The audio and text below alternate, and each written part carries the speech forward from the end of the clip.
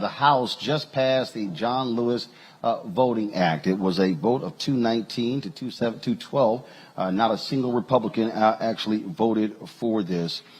This obviously is important. The issue we still have, though, is what happens in the United States Senate. Mustafa, voting rights advocates have been pushing for this issue, but the bottom line still is if you do not get Arizona Senator Kristen Sinema as well as Senator Joe Manchin of West Virginia off of their butts to end the filibuster, it's a bill that passes in the House but goes nowhere in the Senate.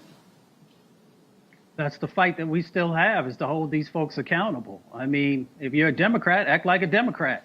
If you don't want to be a Democrat, switch parties and let people know exactly who you are and what you stand for and which policies that you're going to get behind.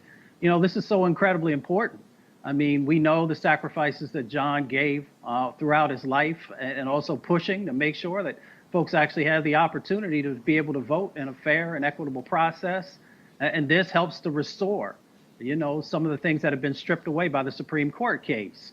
But as we get to the Senate, that's why, folks, you got to use your power. You got to pick up the phone. You got to call. And when you see folks that are actually up there that are rallying and getting arrested, if you have the ability to show up, then you got to show up, because this is so critically important. Because if we don't make sure that this gets passed and the For the People Act, then all the things that we continue to fight for are actually in dire straits. So I'm glad that the House did this. You saw, as you said, Roland, that no Republicans supported this. That in itself sends a very clear message about where they are.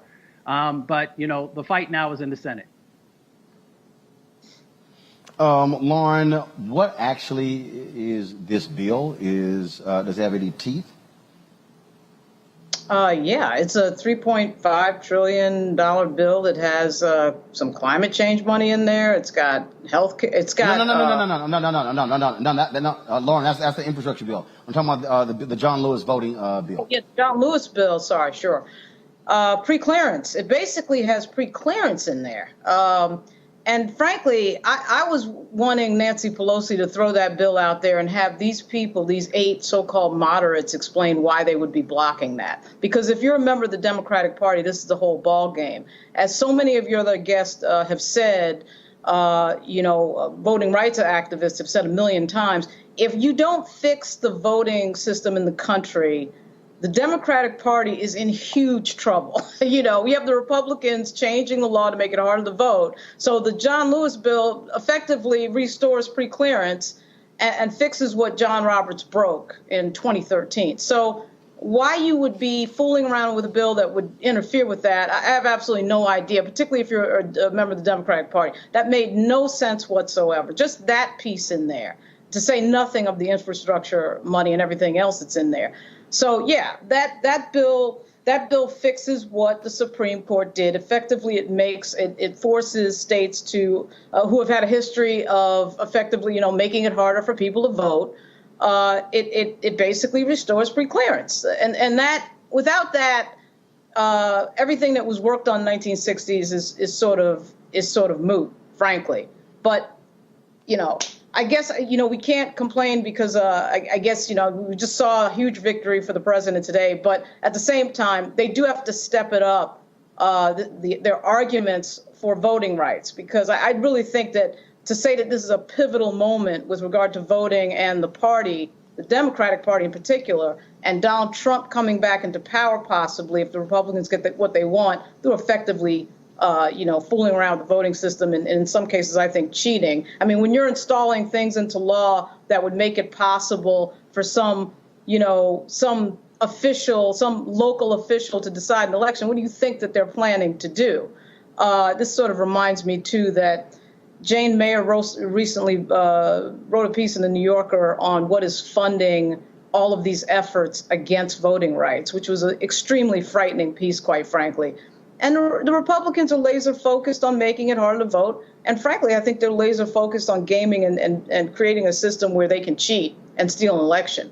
And if you're not awake to that by this point, I don't know what's going on. Unless Manchin and Sinema are going to switch parties, which Mustafa just referenced, I don't understand what they're thinking as this bill goes toward the Senate. This the thing here, Teresa, that cracks me up. So this here is a graphic that Texas Lieutenant Governor Dan Patrick put out about their BS voter integrity bill. Go to my iPad, please. He just put this out. Election integrity bill, easy to vote, hard to cheat. Your employer must give you time off to go vote. If the polls close and you're in line, you will still be allowed to vote. You can do that right now, y'all. 55 Texas counties will be required to have longer voting hours. Saturday and Sunday voting hours will be increased. Of course, what they did not tell you is that how they want to take away the drop boxes. They want to stop Harris County for allowing 24-hour voting. They also don't like curbside voting, and there are other restrictions they have. Texas is already the hardest place to vote in the country. And so nice, cute attempt by Dan Patrick to lie to the public, Teresa. Yeah, I thought it was a very strategic 3-point plan without the other 10 facets that the people really needed to have a full analysis of the situation. Listen, I think the bottom line was the same thing Mustafa and Lauren already stated. Voter suppression is still here. Again, the Senate kind of needs to get in line.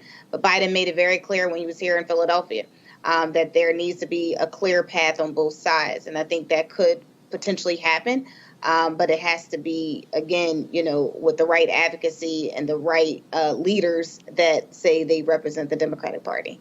Folks, back to our Roland Martin Unfiltered video in just one moment.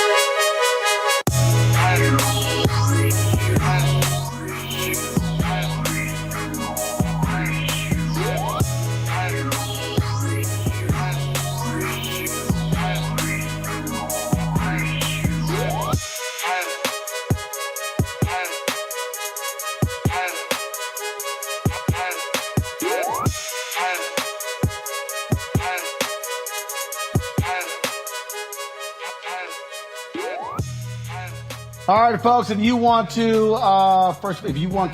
get a couple of the products of Seek.com, black-owned company founded by Mary Spio. They have these amazing 360-degree headphones, tremendous sound. The bass is incredible. And so they also have their virtual reality headsets. You place your phone into it. You can see the VR content at Seek.com, Seek.com, or you can watch 360-degree videos. All you got to do is go to Seek.com, use the promo code RMVIP21, RMVIP21, so you can actually get those products. And then when you purchase one of them, or both, those portion of the proceeds comes back to us here at Roland Martin Unfiltered. So we certainly thank Mary Spio and Seek for being a partner with us here at Roland Martin Unfiltered.